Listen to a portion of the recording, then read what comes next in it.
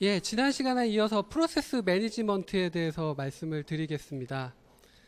아, 예, 프로세스는 부모 프로세스가 자식 프로세스를 생성한다고 말씀을 드렸죠. 그 정확하게 생성하는 방법은 복제 생성입니다. 그래서 부모 프로세스가 본인과 똑같은 자식 프로세스를 하나 만드는 건데, 여기서의 복제라는 거는 프로세스의 문맥을 모두 복사하는 겁니다.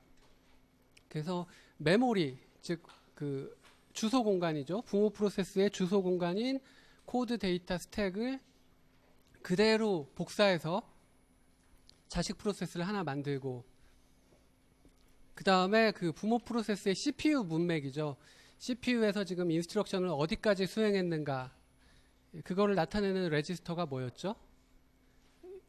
예, 프로그램 카운터, PC 레지스터인데 그것도 부모 거를 그대로 카피를 하게 됩니다. 그래서 이제 자식은 부모를 복제 생성을 해서 만들어지게 되는데, 이때 일단 프로세스가 하나 만들어지게 되면 그때부터는 독립적인 프로세스이기 때문에 제가 이제 자원을 공유하기보다는 부모하고 자식 프로세스는 서로 경쟁하면서 자원을 이제 서로 많이 차지하려고 뭐 이런 관계가 된다고 말씀을 드렸는데, 원칙적으로는 그게 맞아요. 예, 원칙적으로는 그게 맞는데, 여기서 이제 자원 공유에 대한 이야기들이 조금 나와서 요거는 조금 또 어드밴스된 개념이라서 여기서 설명을 드리는 게 더 적합할지는 모르겠는데, 이 공유라는 이야기가 왜 나오느냐 하면은 자식 프로세스가 부모 프로세스 걸 그대로 카피하잖아요. 메모리에 코드 데이터 스택을 그대로 카피하면은 결국에는 메모리에 두 카피가 올라가죠.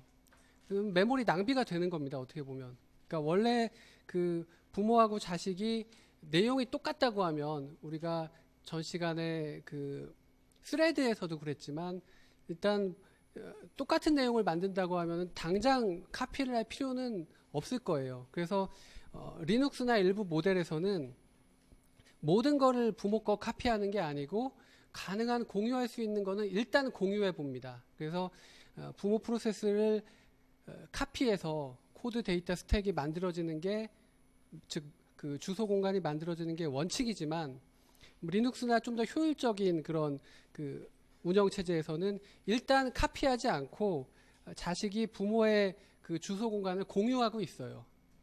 그러니까 프로그램 카운터만 하나 카피해서 똑같은 위치를 가리키고 있게 되겠죠, 그냥. 그런 상태로 실행을 하다가 그 부모하고 자식하고 내용이 달라질 수가 있겠죠. 어차피 별개의 프로세스이기 때문에. 예를 들면 뭐 그 데이터, 코드 데이터 스택 중에서 뭐 데이터에 있는 그 변수의 값이 달라질 수가 있고, 또 서로 각자 그 CPU를 잡고 인스트럭션을 실행하기 때문에 그 함수 호출이나 이런 것도 달라지기 때문에 뭐 스택에 쌓이는 내용도 달라지고 결국에는 각자의 길을 가게 될 겁니다. 그러니까 그런 식으로 각자의 길을 가게 되면 그제서야 그 부모의 그 공유하던 메모리 공간의 일부를 카피해서 자식이 갖게 되는 거예요. 그런 기법을 우리가 그 카피 온 라이트라고 부르는데요.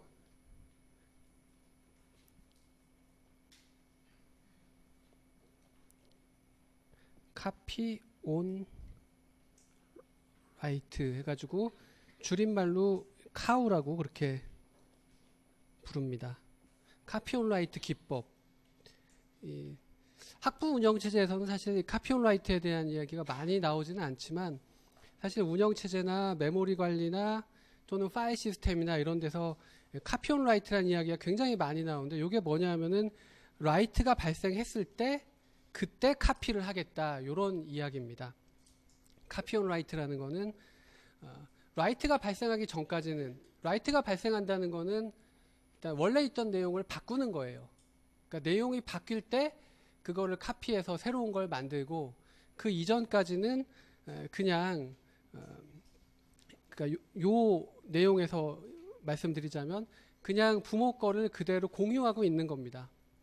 그러니까 공유해도 아무 상관이 없겠죠. 내용이 똑같다면. 그런데 뭔가 내용이 바뀌는, 이제 라이트가 발생해서 내용이 수정되면은 그때 이제 그 부모의 코드 데이터 스택을 카피해서 자식 걸 만드는데 그것도 통째로 카피하는 게 아니라 사실은 뒤에 메모리 관리에서 설명을 드리겠지만 이 코드 데이터 스택이 메모리에 물리적인 메모리에 통째로 올라가는 게 아니죠. 그게 잘게 쪼개져 가지고 필요한 부분만 물리적인 메모리에 올라가기 때문에 그래서 그 잘게 쪼개진 부분에 대해서 라이트가 발생하면 그 부분만 카피해서 이제 부모 거랑 공유하지 않는 뭐 이런 식으로 관리를 하게 됩니다. 그래서 이제 이 가능하면 공유를 할 수 있으면 공유를 하는 게 효율적이다 그런 이야기고 그렇지만 원칙은 이제 별개의 프로세스이기 때문에 그래서 이제 독립적으로 가지고 있는 게 원칙이다 이제 그런 이야기가 되겠습니다.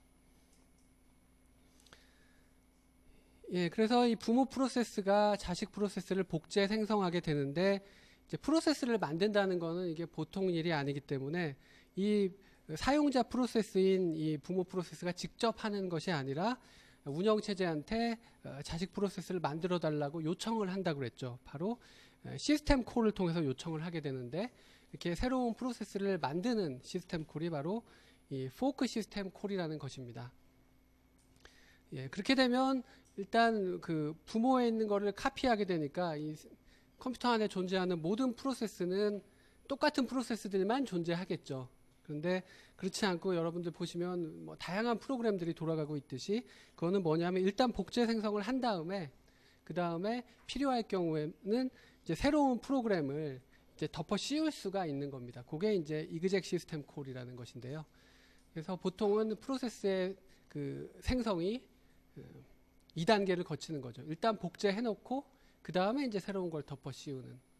뭐 여러분들도 뭐 과제 같은 걸 하실 때 뭐 템플릿 같은 거를 매번 새로 만드는 게 아니라 일단 옛날 거 들고 와서 카피해 놓고 그 다음에 뭐 제목 바꾸고 뭐 교수 이름 바꾸고 뭐 이렇게 해서 내용 말고 이제 표지요. 표지 같은 경우에는 한번 디자인한 거를 재활용하고 뭐 그렇게도 많이 하죠.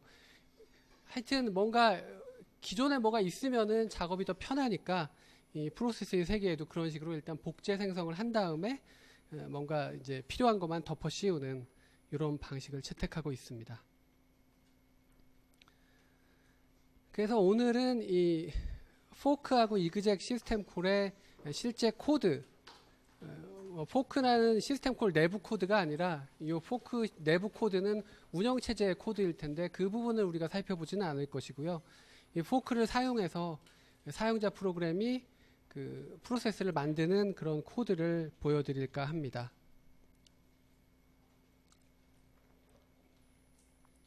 예, 여기 보시면 이제 C 언어 코드가 하나 소개가 돼 있죠. 그래서 뭐 메인 함수가 시작이 되고 여기 보시면 빨간색으로 이제 fork라는 그 함수를 호출하고 있는데 이게 바로 이제 시스템 콜입니다. 운영체제한테 새로운 프로세스를 하나 만들어 달라는 그런 요청인 것이죠. 우리가 이제 보통 함수를 호출하게 되면 그 함수에 해당하는 기능을 수행하고 그 다음에 이제 그 함수가 끝나면 뭔가 필요한 그 리턴 밸류를 결과값을 반환하고 그리고 이제 그 다음 나와 있는 코드를 계속 수행을 하게 되죠. 이 포크 시스템 콜도 마찬가지입니다. 그런데 조금 이제 기존 그 순차적으로 쭉 함수 호출이 이루어지고 또 그 다음 거 실행하고 이런 코드에만 익숙하시다 보면 이 포크의 결과 프로세스가 하나 생성되는 이 부분이 조금은 익숙하지는 않으실 수가 있습니다. 그래서 어떻게 좀 생각을 하면 편리하냐 하면은 요 똑같은 코드를 옆에다 하나 이렇게 카피를 해가지고 이렇게 그려 놓는 겁니다. 그런 다음에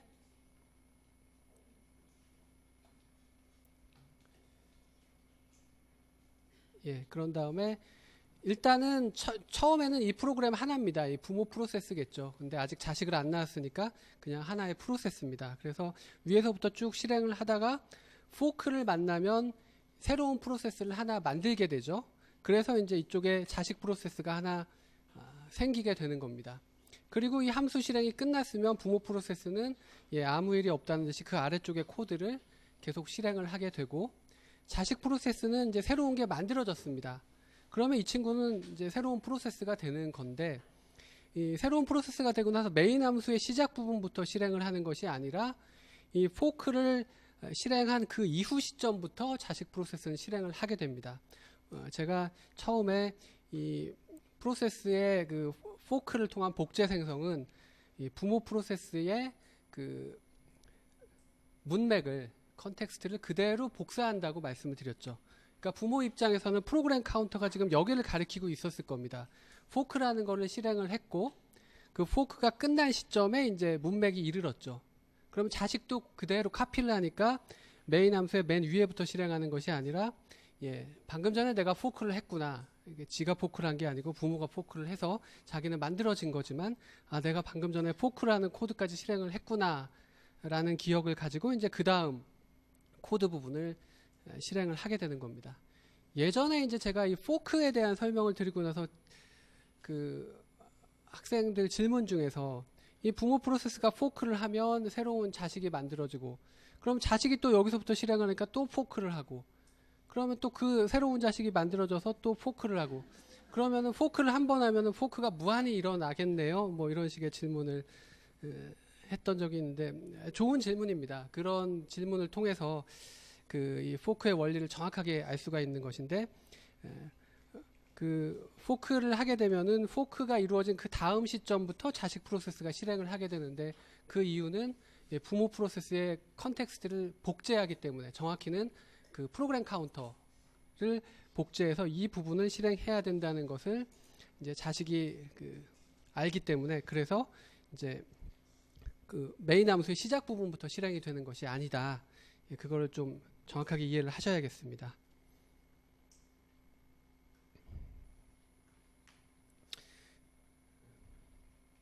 그래서 제가 이제 어디 그 복제를 하러 들어가서 복제를 하게 되면 아기를 낳는 게 아니라 저랑 똑같이 생긴 그 나이가 꽤 많이 들고 이제 아주 별로 뭐 순수하지도 않은 이런 사람이 하나 만들어져서 저랑 똑같은 짓을 하면서 이제 살아가게 되는 그런 모습이라는 것이죠.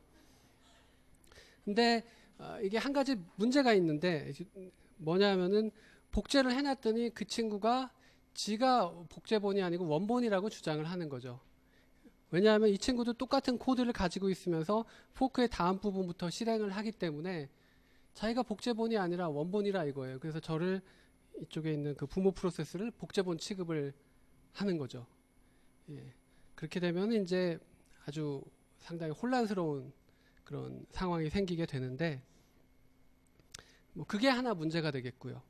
그 다음에 이제 포크를 하게 되면 부모랑 똑같은 게 만들어지니까 이게 세상에 있는 프로그램들은 모두 다 그 똑같은 그런 그 제어 흐름을 따라가야 될 것 같고 이제 이런 게 이제 포크를 통해서 복제 생성을 했을 때 생각할 수 있는 두 가지 정도 문제점이 되겠죠.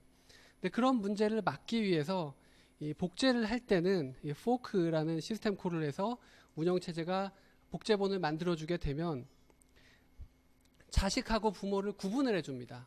어떻게 구분을 하느냐 하면 이 포크라는 함수의 return value, 즉 결과값이 다릅니다. 이 포크를 실행하고 나면 부모 프로세스는 포크의 결과값이 양수가 얻어집니다. 정확하게는 이제 자식 프로세스의 그 PID, 자식 프로세스의 주민등록 번호를 얻게 되는데 부모 프로세스는 포크의 결과값이 양수이고 자식 프로세스는 이 포크를 하는 결과값으로 0을 받습니다. 그래서 이제 부모하고 자식은 서로가 내가 원본이고 내가 복제본이다. 이거를 이제 구분을 할 수가 있게 되는 것이죠. 그래서 이제 이렇게 포크의 리턴 밸류가 다르기 때문에 부모 프로세스하고 자식 프로세스는 다른 일을 하게 할 수가 있겠죠. 그래서 여기 포크의 결과값을 가지고 그 결과값이 0이면 이 부분을 실행하고 그렇지 않으면 이 부분을 실행하라. 이런 식으로 이제 프로그램을 작성했다고 하면 부모 프로세스는 여기서 포크의 결과값이 양수기 때문에 if를 건너뛰고 이 부분을 실행하겠죠. 그래서 hello I'm parent 요거를 이제 화면에 출력하고 프로그램이 종료가 될 것이고요. 자식 프로세스는 이렇게 쑥 만들어지고 나서 이 부분부터 실행을 할 텐데 보니까 포크의 결과값이 0이죠. 그러니까 if문을 만족해서 hello I'm child 요거를 화면에 출력하고 여기는 건너뛴 다음에 이제 프로그램이 종료가 되겠죠. 이런 식으로 포크의 결과값이 다르기 때문에 부모 프로세스하고 자식 프로세스에게는 이제 다른 일을 시킬 수가 있다. 예, 그 부분을 지금 설명을 드렸습니다.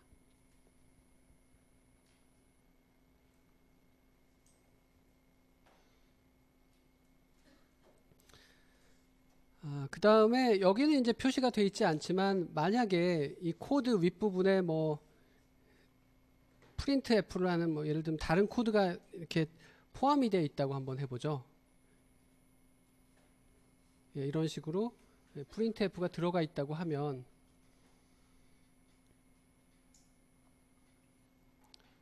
그러면은 예, 부모 프로세스가 시작이 되고 나서 이 부분을 화면에 출력을 하겠죠. 그런 다음에 이제 포크를 하고 부모 프로세스는 이 아랫부분을 출력하게 될 겁니다. 자식 프로세스는 포크 시작 부분부터 실행을 하기 때문에 포크 끝난 부분부터 이거는 이제 출력을 못 하겠죠.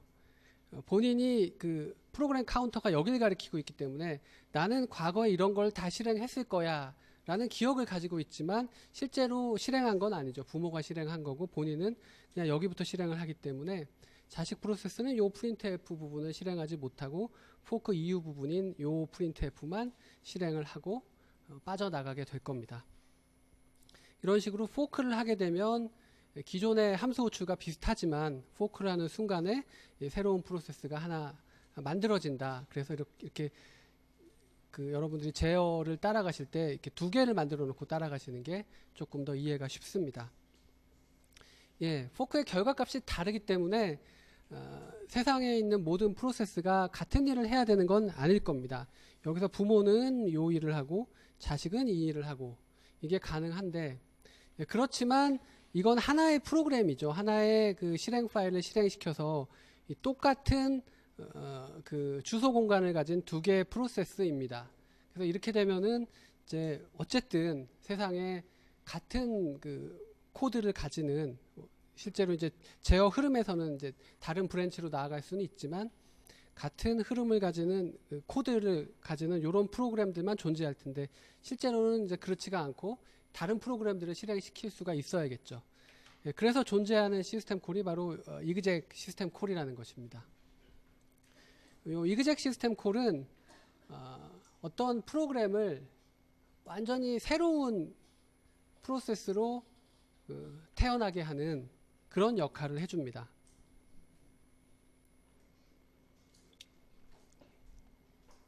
그래서 여기 코드를 보시면 일단 포크를 해서 자식 프로세스를 하나 만들었죠. 그런 다음에 부모 프로세스라면 화면에 이걸 출력하고 종료가 되겠고 자식 프로세스는 이제 printf에서 요거를 화면에 출력을 할 겁니다. 그런 다음에 이제 exec lp라는 게 나오죠. 이 exec lp는 일종의 함수인데 요 함수가 결국에는 exec 시스템 콜을 하게 됩니다. 그래서 exec 시스템 콜은 지금 요런 프로그램 요런 코드를 가진 프로그램이 실행이 되다가 exec 시스템 콜을 만나게 되면 그러면 요런 기억은 완전히 잊어버리고 기억을 이제 완전히 잊어버리고 여기 이제 소개되는 새로운 프로그램으로 완전히 덮어 씌우는 겁니다. 그래서 제가 예를 들어서 지금까지 이렇게 살았지만 어제 그 이그젝을 해주는 그런 센터에 가서 이그젝을 한번 딱 하게 되면 저는 완전히 새로운 사람으로 다시 살 수 있게 되는 건데 예를 들어서 이런 사람으로 살게 된다. 그러면은 이그젝을 하게 되면 이 프로그램의 시작 부분부터 실행을 하는 겁니다. 메인 함수부터. 그래서 저는 이제 갓난아기가 돼서 이제 다시 이제 순수한 기억을 가지고 새롭게 출발을 하게 되는 게 바로 이그젝이라는 것이죠. 여러분들이 그 이 전 수업 이렇게 2학년 때 시스템 소프트웨어라는 수업에서는 사실 리눅스와 관련된 실습을 많이 다루게 되는데 거기서 이제 이 내용을 간단하게 배웁니다. 그래서 이거는 이제 리눅스에서의 커맨드 또는 리눅스에서의 어떤 프로그램인데요. 데이트라는 거는 현재 날짜와 시각을 출력해주는 그런 그 프로그램입니다. 그래서 exec lp에다가 이런 식으로 그 프로그램 이름을 따옴표 안에다가 2번 넣어주고 그 다음에 이제 어떤 이 프로그램한테 전달할 아규먼트를 쭉 적어준 다음에 맨 마지막에 그 널 포인터를 이렇게 넣어주게 되면 그러면 이제 요 프로그램을 실행을 시키게 되는 겁니다. 그래서 일단 요 프로그램의 구조는 부모 프로세스가 자식을 만든 다음에 자식은 이거를 출력하고 나서 이제 데이트라는 새로운 프로그램으로 완전히 그 덮어 쓰는 뭐 그런 식으로 실행이 된다는 거죠. 사실 이 데이트라는 프로그램도 누군가가 코딩을 했겠죠. 그래서 데이트라는 프로그램도 코드가 뭐 이렇게 생기지는 않았겠지만 여기 뭔가 누군가가 이렇게 작성을 해 놓은 걸 겁니다. 이런 식으로. 그래서 예, 이 우측에 보시는 걸 예를 들어서 이것도 다 지울까요?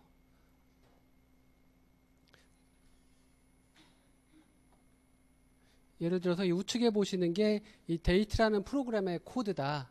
그러면은 자식 프로세스는 화면에 printf로 요 문자열을 출력한 다음에 그 다음에 이제 새로운 프로그램, 요 프로그램이 아니라 이 데이트라는 새로운 프로그램으로 덮어 써서 이제 여기서부터 쭉 실행을 하고 데이트를 끝내고 나면 그 본인의 운명을 다하게 되는 것이죠. 그래서 한번 이그젝 하게 되면 되돌아올 수가 없습니다. 제가 그 지금까지 살아온 기억이 좋지 않다고 해서 이그젝을 해가지고 가난하기로 태어났으면 다시 이제 저로 돌아올 수는 없는 겁니다. 그 태어나서 그때부터 또 열심히 자라서 잘 먹고 잘 살다가 이제 죽어야 되는 거지. 여기서 또 조금 재밌는 맛을 보다가 또 이쪽으로 돌아오고 이거는 안 된다는 겁니다. 그래서 그 지금 소개해드린 코드는 그 자식 프로세스를 포크한 다음에 그 자식에게 완전히 새로운 프로그램을 덮어 씌우기 위해서 새로운 프로그램을 실행시키기 위해서 이제 이그젝을 한 것이죠. 그렇지만 꼭 이그젝이라는 게 자식을 만들어서 이그젝을 해야 되는 거는 아닙니다, 사실은. 그래서 여기서 아예 포크를 빼버리고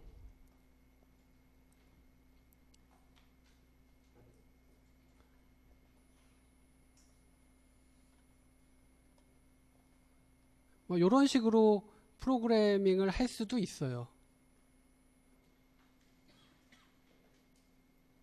여기는 이제 포크가 없죠. 그래서 이 프로그램이 시작이 되면은 Hello, I'm child 어쩌고 하는 거를 화면에 출력을 합니다.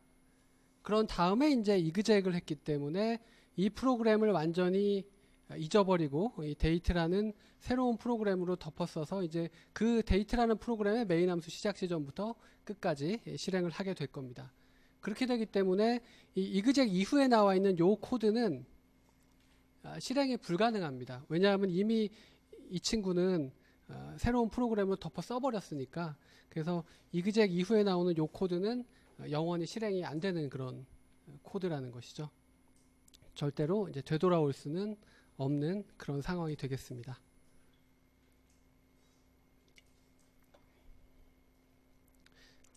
이 데이트라는 프로그램이 조금 여러분들 뭐 익숙하지 않다면은 이런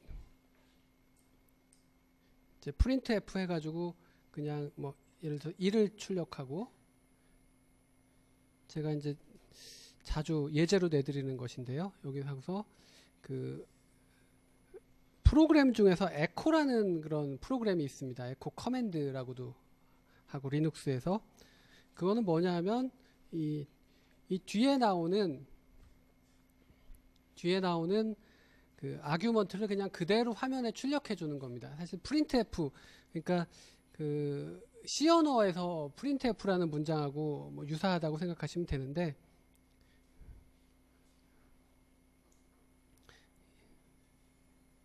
예를 들어서 이런 식으로 프로그램을 했다 그러면 먼저 1이 화면에 출력이 되고 그 다음에 에코라는 프로그램으로 완전히 덮어 써서 3이라는 그 1을 먼저 출력한 다음에 3을 화면에 출력하고 이제 프로그램이 종료가 되겠죠. 그리고 2는 이제 영원히 출력이 안 되겠죠. 그래서 요거를 그러니까 이그젝 LP에는 이제 에코를 이런 식으로 실행시키는데 실제로 그 리눅스의 쉘 환경에서는 그냥 이렇게 해주는 겁니다. 사실은 에코 하고서 어떤 커맨드를 실행시키는 건데 여기다 3 이렇게 하고 엔터를 치면 화면에 3이 출력이 됩니다. 또는 뭐 에코 하고서 헬로우 이렇게 하면 헬로우 3 이렇게 하면 화면에 헬로우 3이 출력이 되고, 에코라는 프로그램은 그 뒤에 나오는 이 아규먼트들을 그대로 화면에 출력해주는 그런 이제 리눅스의 커맨드인데요. 그런데 이러한 그 리눅스의 커맨드 또는 프로그램을 이그젝을 통해서 실행시킬 때는, 특히 이제 이그젝 LP라는 이런 그 인터페이스를 사용할 때는 이런 식으로 이 프로그램 이름을 다운표 안에 2번 적어주고, 그 다음에 헬로우 3 이런 식으로 아규먼트가 주어지면 그거를 그 콤마로 구분해서 다운표 안에다가 아규먼트들을 이렇게 순차적으로 넣어주고, 그 다음에 헬로우하고 3을 각각 이렇게 다운표 안에다가 넣어주시고, 마지막에는 이제 항상 캐릭터 포인터 0 이렇게 적어주게 됩니다. 요거는 이제 이그젝 LP의 아규먼트 전달 형식이 이렇게 됩니다. 그래서 왜 그런지는 저한테 물어보지 마시고 그냥 이대로 하시면 됩니다. 항상 이그젝 LP를 할 때는 프로그램 이름을 2번 적어주고, 그 프로그램에게 전달할 아규먼트들을 쭉 이렇게 적어주고, 이 모든 것들은 다 다운표 안에다가 적고 컴마로 구분을 하시면 되겠고요. 마지막에는 이제 캐릭터 포인터 0를 적어주시면 되겠습니다. 그러면 이제 이 프로그램의 실행 결과는 화면에 1이 출력이 되고, 그 다음에 화면에 헬로우 3이 출력이 되고, 그리고 이제 종료가 되는 것이죠.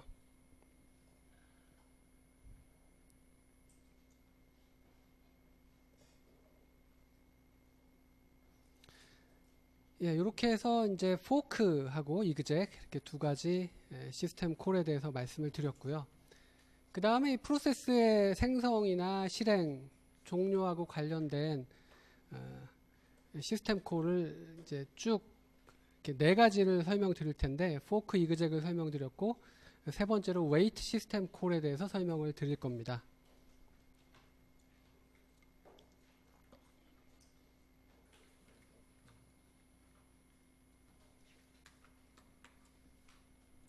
예, 웨이트 시스템 콜은 이 프로세스를 잠들게 하는 겁니다. 블럭 상태로 우리가 그 전 챕터에서 배웠던 이 블럭 상태로 보내는 건데, 보통 이제 블럭드 상태라는 건 뭔가 그 오래 걸리는 이벤트를 기다리고, 그래서 그 이벤트가 만족이 되면 다시 CPU를 얻을 수 있는 레디 상태로 돌아오게 되는 거였죠. 예를 들면 IO 작업을 하게 되면 이제 그 프로세스를 블럭드 상태로 보내고 이렇게 했었는데, 웨이트 시스템 콜을 하면은 뭘 기다리면서 블럭드가 되느냐?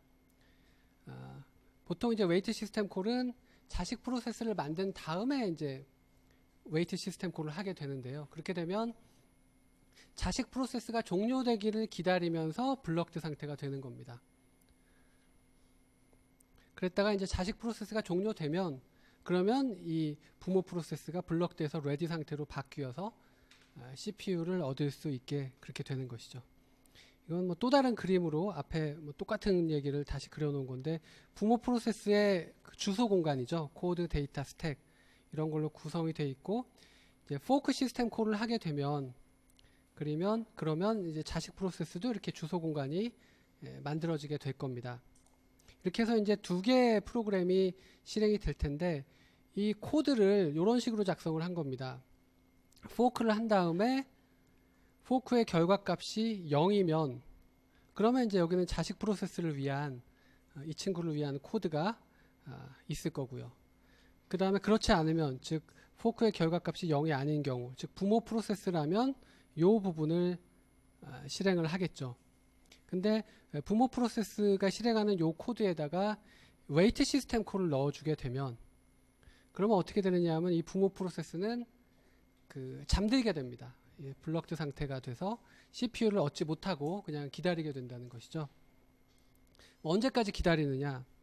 이 자식 프로세스가 여기 이제 코드들이 정의되어 있을 텐데, 이 코드를 다 실행하고 자식 프로세스가 종료가 되면, 그때 이 부모 프로세스는 이 웨이트 시스템 콜 다음 여기를 빠져나가서 그 다음 코드를 실행할 수가 있게 된다는 것이죠. 즉, 이 wait라는 시스템 콜은 자식이 종료될 때까지 기다리는 그런 그 시스템 콜입니다. 그러니까 자식을 낳아놓고 둘이 경쟁하면서 CPU를 먼저 잡으려고 실행하는 이런 그 모델이 하나가 있고, 그리고 자식이 종료될 때까지 부모가 기다리는 이런 모델이 있는데, 지금 웨이트 시스템 콜을 하게 되면 부모 프로세스가 이렇게 기다리는 이 두 번째 모델에 해당된다는 것이죠. 그래서 이런 식으로 웨이트 시스템 콜을 하는 그 대표적인 예가 이 리눅스에서 여러분들이 예를 들면 뭐 어떤 프로그램 A를 실행시키면서 그냥 엔터를 치면 리눅스 커맨드는 이제 이렇게 커맨드 라인이 쭉 뜨거든요. 그래서 거기다가 어떤 프로그램 이름을 적고 엔터를 치면 그 프로그램이 실행이 되고, 그리고 나서 이제 그 프로그램이 종료가 되면 다시 새로운 이제 뭔가 프로그램을 또 입력할 수 있는 이런 그 프롬프트가 뜨고 이렇게 되는데, 여기서 그 요런 모델이 바로 사실은 그 웨이트 시스템 콜을 호출하는 그런 모델이에요, 사실은. 여기 그 리눅스에서 이렇게 뭔가 프로그램 이름을 넣으라고 이렇게 깜빡깜빡 하는 요것도 이제 사실은 하나의 프로그램이 지금 떠 있는 상황이고, 거기다가 내가 어떤 프로그램 이름을 치고 엔터를 치게 되면 요 프로그램은 지금 그 이 프로그램 입력을 받았던 우리가 보통 쉘이라고 하는데요. 그 프로그램의 자식 프로세스 형태로 생성이 되는 겁니다. 그렇게 자식 프로세스가 생성이 되면 이 자식이 지금 실행이 되는 동안에는 요 이제 쉘 프롬프트라고 하는데, 요거를 띄웠던 프로그램은 이제 웨이트 시스템 콜을 해서 기다립니다. 이 자식 프로그램이 완료될 때까지. 그런 다음에 이 자식 프로그램이 끝나면 다시 이런 뭔가 프롬프트를 띄워서 뭔가 새로운 그 커맨드나 또는 프로그램 이름을 입력받을 그런 상황이 되는 것이죠.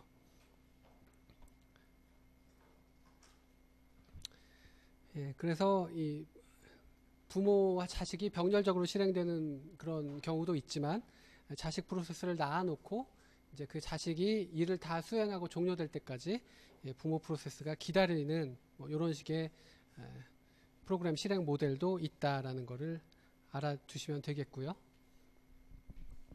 그 다음에 마지막으로 이제 엑시트 시스템 콜입니다. 이 엑시트 시스템 콜은 프로세스를 종료시킬 때 그때 호출하는 시스템 콜이죠.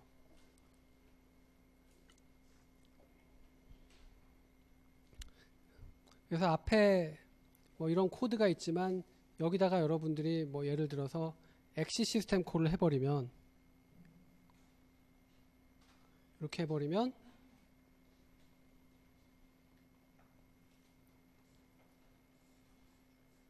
그러면은 프로그램이 시작이 돼서 이 프린트F 하나 한 다음에 그냥 프로그램이 종료가 돼 버리겠죠. 이 뒤에 거는 전혀 실행을 못하고. 그래서 명시적으로 이렇게 엑시트 시스템 콜을 할 수도 있고요. 그 프로그램 내에서 뭐 그렇게 하지 않고 이렇게 엑시트를 전혀 사용 안 했더라도 이제 컴파일러가 필요한 시점, 예를 들면 이런 시점에다가 엑시트 시스템 콜을 넣어서 프로그램이 끝날 때는 엑시트 시스템 콜이 호출되도록 그렇게 보통 만들어 놓습니다. 그래서 엑시트 시스템 콜은 이제 프로그램이 자발적으로 종료될 때 이제 보통 실행이 됩니다. 마지막 그 문장을 실행한 다음에 엑시트 시스템 콜을 호출하게 되는데, 이 마지막 문장이라는 거는 뭐 제일 아래쪽일 수도 있고, 또는 뭐 중간에도 이런 엑시트 있으면 그게 이제 마지막 문장일 수도 뭐 있겠죠. 이렇게 해서 프로그램을 스스로 프로그램 본인이 종료시킬 때 엑시트를 넣어주면 종료가 되고요. 그 다음에 이제 비자발적인 종료, 이거는 프로그램 본인은 뭐 여기 어디 코드를 막 실행하고 있을 겁니다. 코드를 막 실행하고 지금 열심히 하고 있는데 밖에서 누가 이 친구를 그냥 죽여버리는, 그게 이제 비자발적인 종료겠죠. 전 시간에도 이미 몇 가지 설명을 드렸었는데요. 부모 프로세스가 이제 자식을 죽이는 게 이제 대표적인 그런 예가 되겠죠.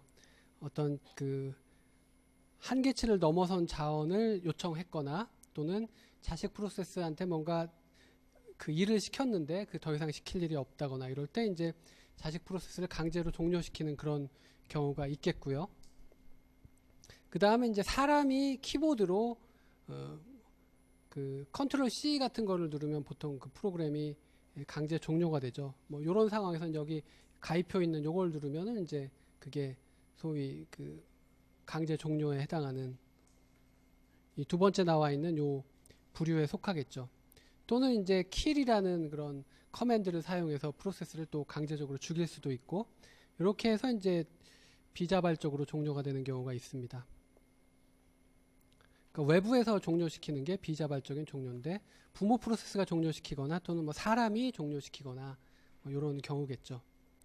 그 다음에 이제 부모 프로세스 본인이 죽는 경우에 전 시간에 설명드린 대로 이 프로세스의 세계에서는 항상 자식이 먼저 죽고 그 다음에 부모가 죽어야 된다는 그런 룰이 있기 때문에, 그래서 프로세스의 족보도가 이렇게 만들어져 있는데 뭐 맨 위에 있는 프로세스가 종료돼야 된다. 그러면 이제 난리가 난 거죠. 그 밑에 자식들 다 죽으라고 하고, 그럼 밑에 자식도 또 계층적으로 자기 자식들 다 죽어라 이렇게 전달을 하면 제일 아래까지 내려가서 제일 그 끝에 있는 자식들이 먼저 죽고, 그거를 이제 부모한테 전달하면 부모가 죽고 해가지고, 말하자면 뭐 그 어떤 프로세스의 아래에 있는 그 종족들이 대참사가 일어나는 뭐 그런 경우가 되겠죠. 그래서 지금까지 이 프로세스하고 관련된 시스템 콜을 4가지를 소개를 해드렸습니다. 부모 프로세스를 복제 생성하는 포크라는 시스템 콜이 있었고요. 예, 그 다음에 완전히 새로운 프로그램으로 덮어 씌우는 그런 이그젝이라는 시스템 콜이 있었습니다. 그 다음에 자식이 종료될 때까지 잠들어서 기다리는 이런 그 웨이트 시스템 콜이 있었고, 그 프로세스를 종료시키는 이제 모든 자원을 반납하고 부모 프로세스한테 죽는다고 이제 알리는 그런 엑시 시스템 콜이 있었습니다. 이렇게 4가지가 프로세스를 생성하거나 또 실행시키고 종료시키는 것과 관련된 그런 그 시스템 콜이 되겠습니다. 예, 이렇게 해서 이제 프로세스에 대한 또 설명을 어느 정도 드렸고, 그 다음에는 이제 프로세스 간의 협력에 대해서 말씀을 드릴 겁니다.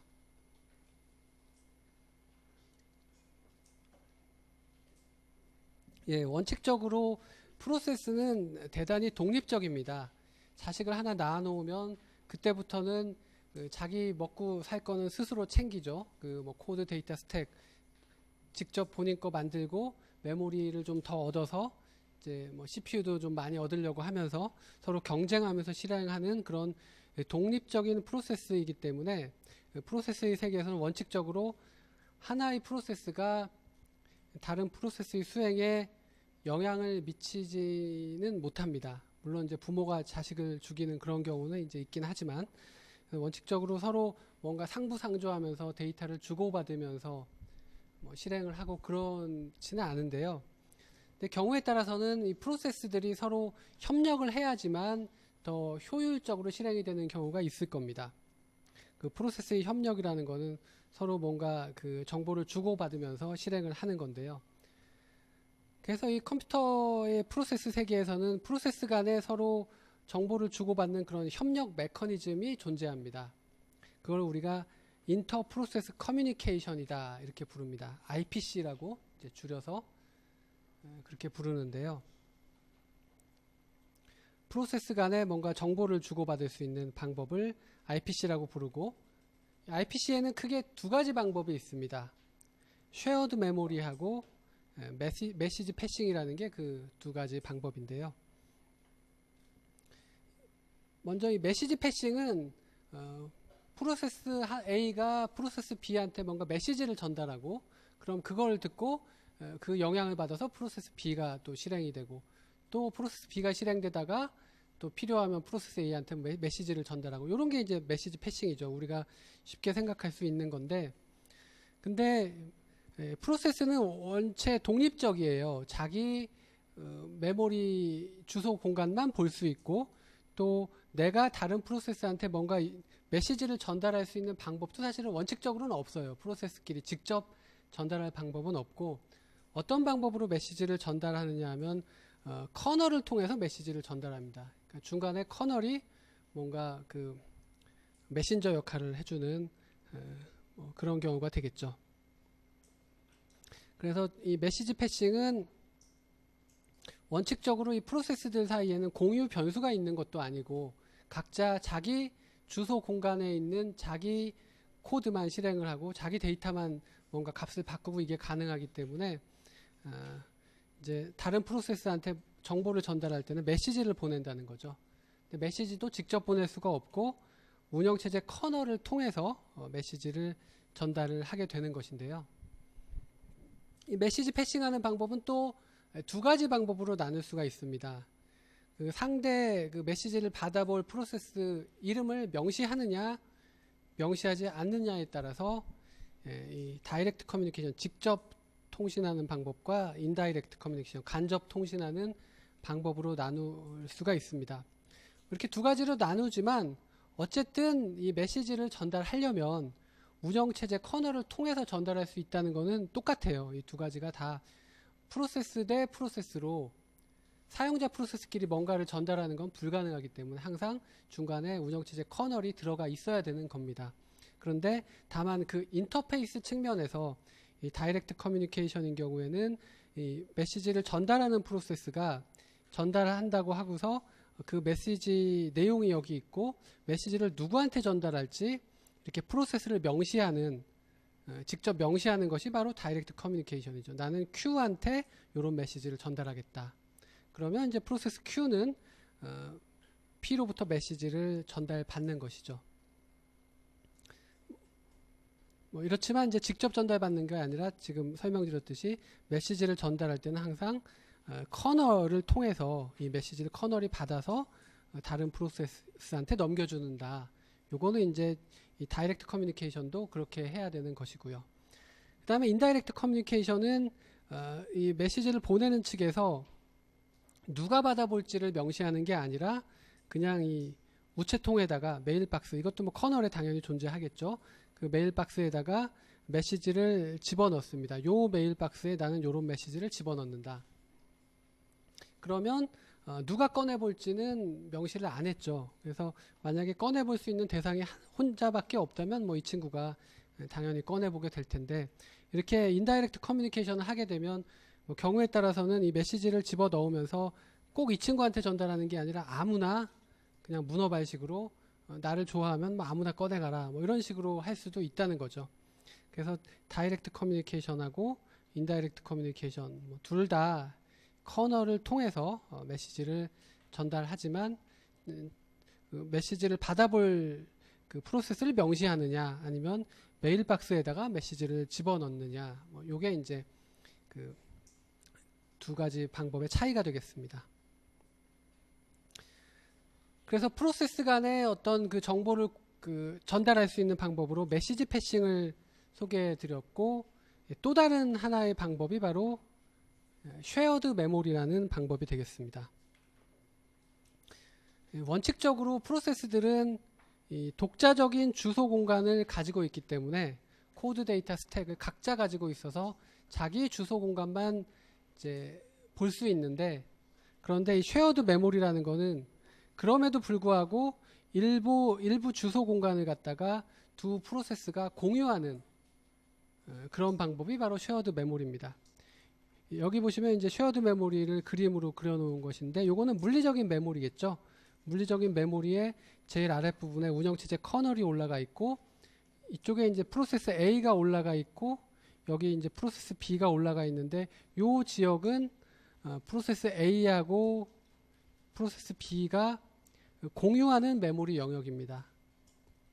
그래서 이 친구도 프로세스 A도 예를 들면 뭐 코드 데이터 스택이 그 본인만의 주소 공간이 있고, 프로세스 B도 주소 공간이 따로 있을 거예요. 따로 있는데 그거를 물리적인 메모리에 매핑할 때 일부 영역은 이렇게 그 공유되도록 이렇게 매핑을 해 놓은 겁니다.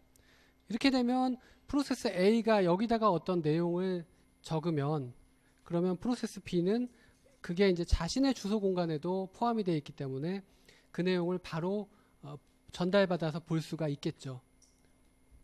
그렇게 해서 이제 일부 메모리 주소 공간을 공유하는 게 바로 쉐어드 메모리라는 그런 메커니즘이고요. 이 쉐어드 메모리는 그러니까 이것도 사실 프로세스끼리 직접 당장 이렇게 메모리 공간을 주소 공간을 공유할 수 있는 게 아니라 쉐어드 메모리를 하려면 커널한테 쉐어드 메모리를 쓴다는 그런 시스템 콜을 해서 일단 매핑을 해놓고 어떤 쉐어를 하게 해놓은 다음에 그때부터 이제 그 사용자 프로세스끼리 이제 이 영역은 서로 한쪽에서 쓰면 다른 쪽에서 보이고 이런 영역이 된다는 거죠. 그래서 일단 처음에는 커널한테 우리 그 서로 쉐어드 메모리 할래요 해가지고 이렇게 하는 거는 커널의 도움을 받지만 일단 커널이 한번 해주면 그때부터는 사용자 프로세스 둘이서 이제 여기서 뭔가 작업을 하는 거기 때문에 둘이서 신중하게 해야겠죠. 이게 잘못하면 뭔가 그 원하지 않는 결과가 나올 수도 있습니다. 그러니까 둘이서 점잖게 쉐어드 메모리를 잘 써야지만 이게 원하는 결과가 나오지 한쪽 프로그램이 이상하게 뭔가 작업을 해버리면은 완전히 잘못되는 뭐 그런 결과가 나올 수 있기 때문에 그래서 쉐어드 메모리를 쓰려면은 이 두 프로세스는 상당히 신뢰할 수 있는 그런 관계여야만 된다는 것이죠.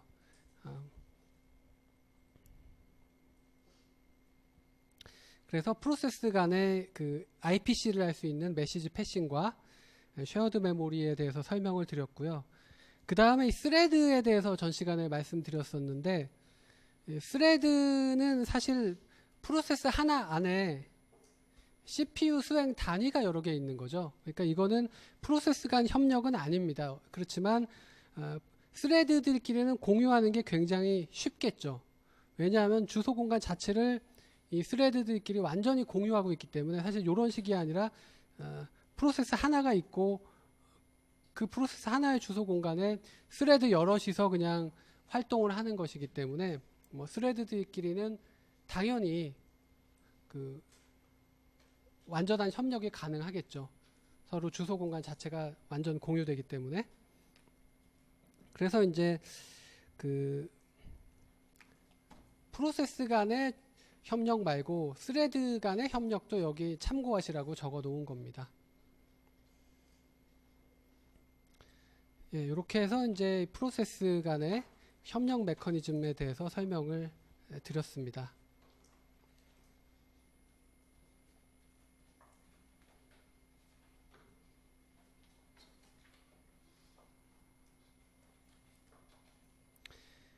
예, 그 다음에 이제 5장 CPU 스케줄링에 대해서 말씀을 드릴 겁니다. 그 이제 프로그램이 실행이 되면 어떤 프로그램이든 간에 그 요런 식의 그 패스를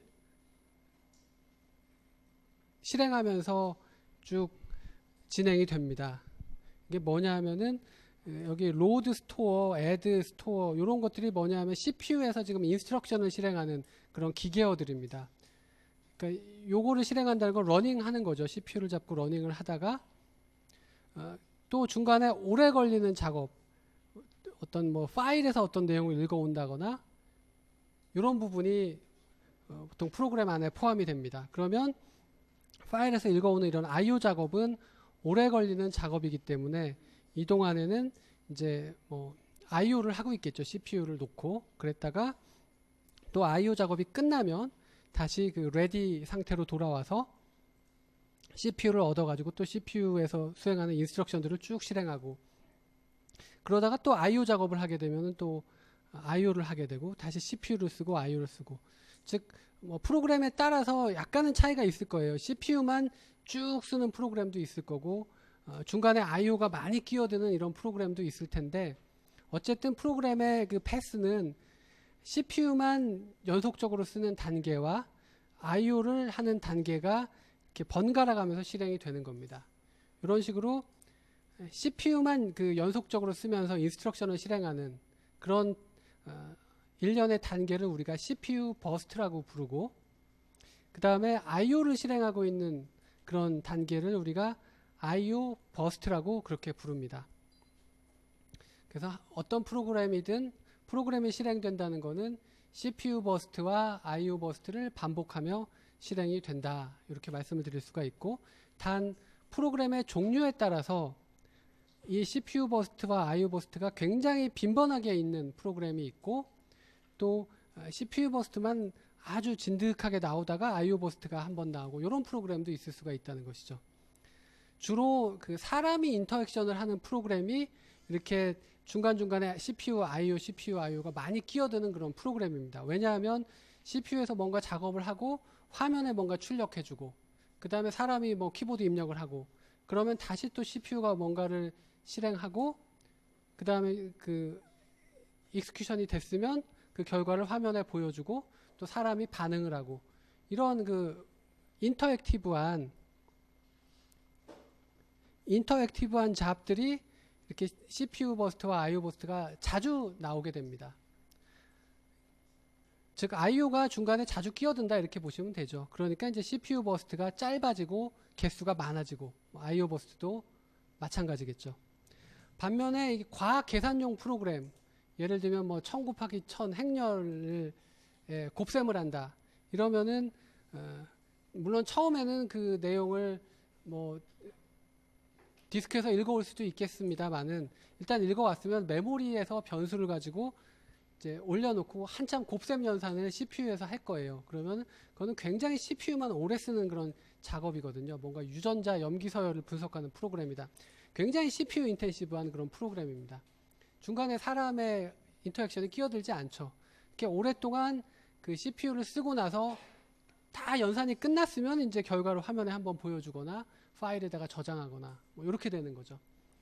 그런 식으로 이 프로그램은 CPU 버스트와 IO 버스트의 연속이지만 프로그램의 종류에 따라서는 그 어떤 그 빈도나 또는 길이가 다르다는 것입니다.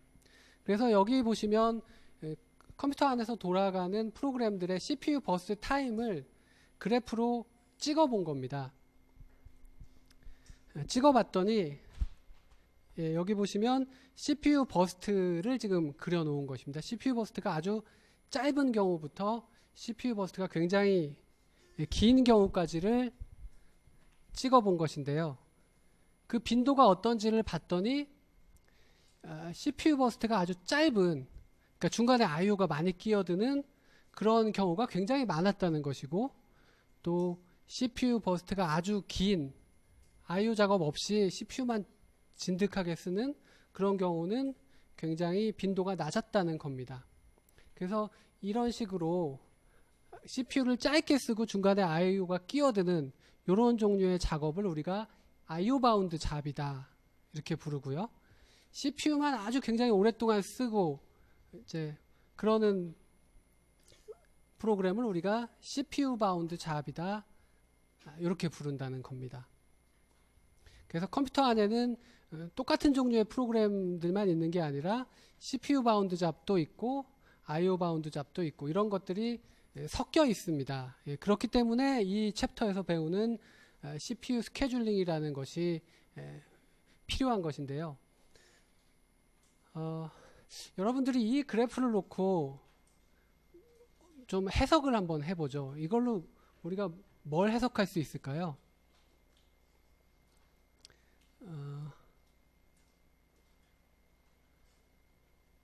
대부분의 CPU 시간은, 이게 이제 CPU 버스트 타임을 그려놓은 것이니까요. 대부분의 CPU 시간은 IO 바운드 잡이 다 쓰는구나, 이런 그 추론을 해낼 수 있을까요? 사실 그렇지는 않죠. 그러니까 IO 바운드 잡은 CPU를 이렇게 IO가 중간에 너무 많이 끼어들어 가지고 CPU 시간이 너무 짧게 난도질을 당해서 빈도가 높았던 것이고, 반면에 CPU 바운드 잡은 CPU를 굉장히 오랫동안 쓰기 때문에 빈도는 어떻게 보면 적을 수밖에 없는 겁니다. 그래서 이걸 놓고서 CPU를 많이 쓰는 잡은 IO 바운드 잡이구나, 뭐 그렇게 생각하시면 안 되고, 실제로는 CPU는 CPU 바운드 잡이 많이 쓰고, 근데 IO 바운드 잡은 CPU를 많이 쓴다기보다는 CPU를 짧게 쓰는데 빈도가 잦은 것이다. 뭐 이런 정도로 해석을 하는 게 조금 더 타당하겠죠. 그러니까 그런 해석은 사실 여기선 필요 없고, 뭐 잡의 종류가 섞여 있다, 이런 걸 보여드리는 것이고, 여기서 우리가 CPU 스케줄링이 필요한 이유는 이 친구들은 별로 문제가 되지 않습니다. 이 친구들이 문제가 아니고 여기 보시는 IO 바운드 잡이 문제입니다. 이 IO 바운드 잡은 아까 말씀드렸듯이 주로 인터랙티브한 잡들입니다. 사람하고 계속 이렇게 인터랙션을 하는 그런 잡이기 때문에 CPU를 이런 잡이 한번 잡고 나서 놓지 않으면, 그러면 이런 친구는 CPU를 못 잡고 너무 오래 기다리게 되죠. 그러면 사람이 답답합니다. 그래서 뭐 잡의 종류는 이런 것들이 있지만 CPU를 공평하게 준다. 공평하게 주는 것도 좋죠. 그렇지만 가능하면 사람하고 인터액션을 하는 이런 잡한테 CPU를 더 우선적으로 주는 게 필요하다는 게 CPU 스케줄링의 중요한 그 역할 중에 하나입니다. 공평한 것보다도 일단 효율성이 중요할 것이고, 또 이런 인터랙티브한 잡이 너무 오래 기다리지 않게 하는 것, 그게 CPU 스케줄링의 주요한 필요성입니다. 이미 이 수업에서 제가 암시적으로 CPU라는 거는 짧은 시간 단위로 이 친구가 좀 썼다가 이 친구가 좀 썼다가 뭐 이 친구가 썼다가 이런다고 말씀을 드렸는데, 그거는 이미 특정 스케줄링을 전제로 말씀드린 것이고, 사실은 그럴 수 있어요. CPU를 한번 얻으면은 빼앗기지 않게 스케줄링을 할 수가 있습니다. 예를 들면 CPU 바운드 잡한테 CPU가 한번 갔으면 이 친구는 계속 쓰고 싶겠죠. 근데 그거를 타이머 인터럽트 같은 거 걸지 않고 이 친구가 자진 반납할 때까지, CPU 다 쓰고 나서 IO 하러 갈 때까지 놔두게 되면 이 친구는 그냥 줄기차게 쓰겠죠. 그러면 이 친구들은 너무 오래 기다려야 된다는 것이죠.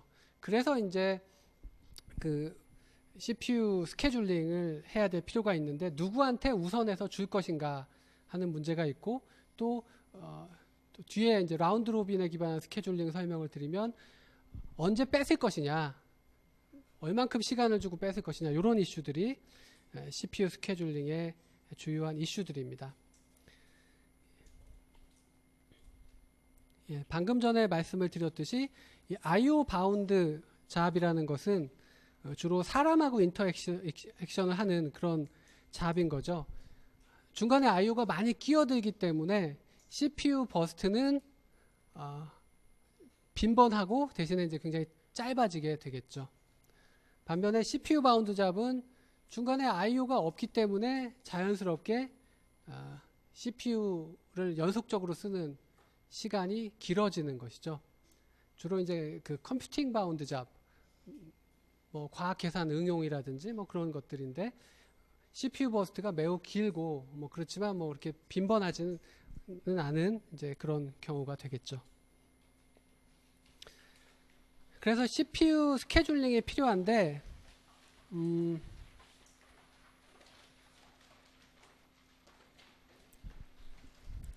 먼저 이 CPU 스케줄러라는 것은 누구한테 CPU를 줄지를 결정하는 걸 하는 친구를 우리가 CPU 스케줄러라고 그렇게 부릅니다.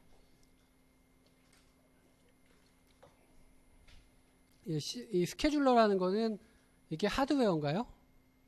아니면 뭐 소프트웨어인가요? 어떤 프로그램인가요? 여러분들이 항상 이 수업을 들으면서 아주 사소한 거, 그러니까 시험에도 잘 나오지 않는 그런 것들을 사실 잘 알아야 됩니다.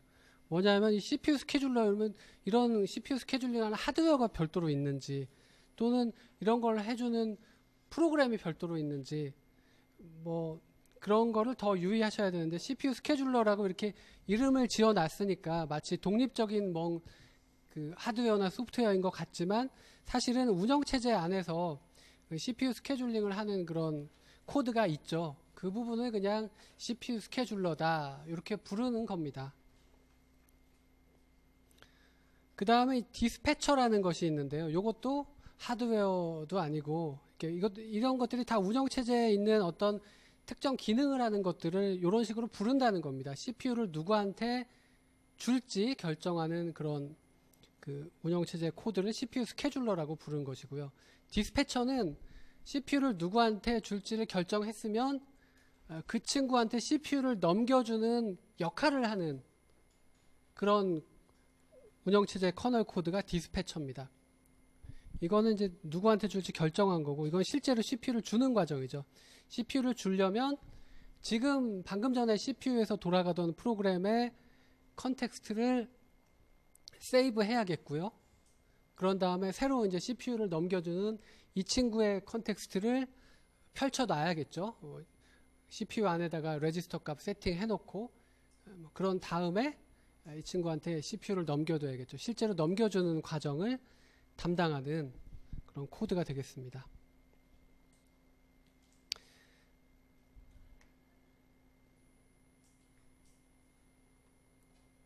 그러면 이러한 그 CPU 스케줄링이 언제 필요한가, 그거에 대해서 좀 설명을 드릴 텐데요. CPU 스케줄링이 필요한 경우는 여러 경우가 있을 겁니다. 사실 뭐 꼭 이렇게까지 분류하는 게 자연스럽지 않을 수도 있는데, 뭐 나왔으니까 그냥 1, 2, 3, 4 이렇게 써놓은 것이고요.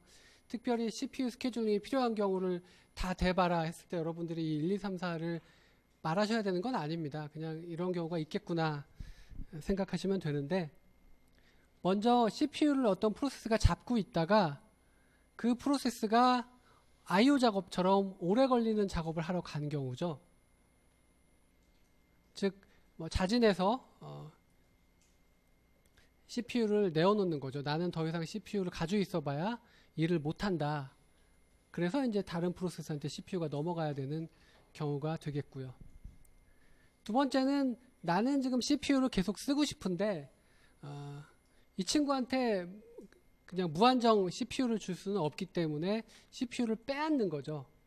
빼앗아서 이 친구를 그 CPU를 기다리는 줄에 가서 다시 줄 서게 하고 다른 CPU를 원하는 프로세스한테 넘겨주는, 타이머 인터럽트가 발생해서 CPU를 강제로 빼앗고 다른 프로세스한테 CPU를 넘겨주는 이런 경우에 이제 스케줄링이 필요하겠고요. 그 다음에 이제 아까 I/O를 요청했던 그 프로세스, 오래 걸리는 그런 작업을 요청한 프로세스의 그 작업이 끝났어요. 그러면 이제 그 디바이스 컨트롤러가 인터럽트를 걸어서 이 친구의 상태를 이제 레디로 바꿔주겠죠. 이제 CPU를 얻을 수 있는 권한을 다시 주는 겁니다. 당장 CPU만 얻으면 그 다음 인스트럭션을 실행할 수 있는 그런 상황이 되는 거죠. 근데 요 작업에서 I/O가 끝난 친구는 원래 이게 레디 상태로만 보내지, I/O가 끝났다고 해서 그 친구한테 바로 CPU는 주지 않는다고 제가 보통 지금까지 설명을 드렸었어요. 그러니까 이 I/O가 끝난 작업 전에 CPU를 쓰던 친구가 있을 겁니다. 근데 그 친구는 CPU를 본인의 할당 시간을 가지고 쓰고 있는데 또 다른 친구의 I/O가 끝나는 바람에 인터럽트가 걸려서 운영체제가 이 친구의 상태를 바꾸어 준 거고, 그러면 CPU는 다시 이 친구 말고 방금 전에 인터럽트 당했던 프로세스한테 넘어가는 게 일반적이에요. 그런데 이 상황에서 이 I/O가 끝난 친구한테 곧바로 CPU를 넘겨야 될 때도 있어요. 그게 어떤 경우냐 하면, 우리가 스케줄링이 여러 가지 종류가 있는데 그 중에 그 우선순위, 프라이어리티에 기반한 스케줄링을 이야기하거든요. 이 I/O를 하러 갔던 친구가 우선순위가 제일 높은 프로세스다, 시스템 안에서 뭐 최고로 중요한 프로세스다, 그러면은 앞에 그 인터럽트 당했던 프로세스의 시간이 남아있다 하더라도, 그러니까 그건 할당 시간에 기반한 스케줄링이 아니라 절대적으로 우선순위에 기반한 스케줄링으로서 I/O 끝난 친구한테 바로 CPU를 넘겨줘야 되는 그런 스케줄링도 경우에 따라서 있기 때문에 이제 이 상황을 이때 스케줄링이 필요할 수도 있다, 뭐 그렇게 설명을 드린 것이고요. 그다음 네 번째는 이제 어떤 프로세스가 종료돼서 더 이상 할 일이 없으니까 이제 새로운 프로세스한테 CPU를 넘겨야 되는 경우입니다. 이게 그 분류가 적절한지는 모르겠지만 여기서 1번하고 4번은 그러니까 CPU를 가지고 있어도 더 이상 그 인스트럭션 실행이 안 돼서 자진 반납하는 경우입니다. 내가 오래 걸리는 IO를 하러 갔기 때문에 나는 CPU가 필요 없어서 반납하고, 나는 내 프로그램이 종료됐으니까 자진 반납하고, 그런 경우이고, 2번, 3번은 나는 CPU를 계속 쓰고 싶은데 번갈아 써야 되기 때문에 강제로 CPU를 빼앗기는 것이고, 또 IO 끝난 작업 프로세스한테 CPU를 넘겨주고 싶지 않은데 내가 이제 우선순위가 떨어져서 이 친구한테 CPU를 넘겨주고, 이런 식으로 CPU 스케줄링이 발생하는 상황은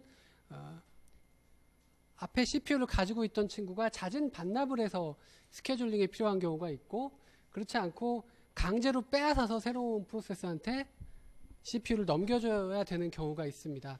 여러분들은 여기서 이 용어를 절대적으로 외워두셔야 되는데, 프리엠티브라는 용어는 강제로 빼앗는 걸 우리가 프리엠티브, 프리미션 명사로는 그렇고, 넌 프리엠티브라는 거는 강제로 빼앗지 않는, 그러니까 자진해서 반납하는 그런 걸 우리가 넌 프리엠티브라고 이렇게 부릅니다. 이게 앞으로도 이제 많이 등장할 것이기 때문에 이 용어의 의미는 정확하게 알아두시면 되겠습니다. 그러면 다음 시간에 이제 이 스케줄링의 성능을 잴 수 있는 방법과 스케줄링 알고리즘들에 대해서 설명드리도록 하겠습니다.